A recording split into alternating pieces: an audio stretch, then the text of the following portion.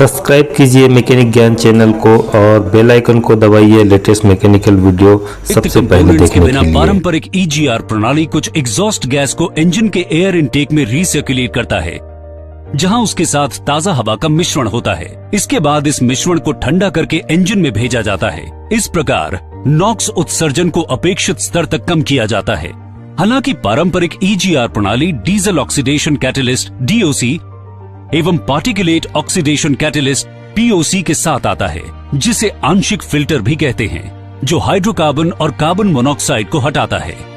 लेकिन POC के filter में कालिख जमा होने की संभावना अधिक रहती है, जो फ्यूल एफिशिएंसी को कम करती है।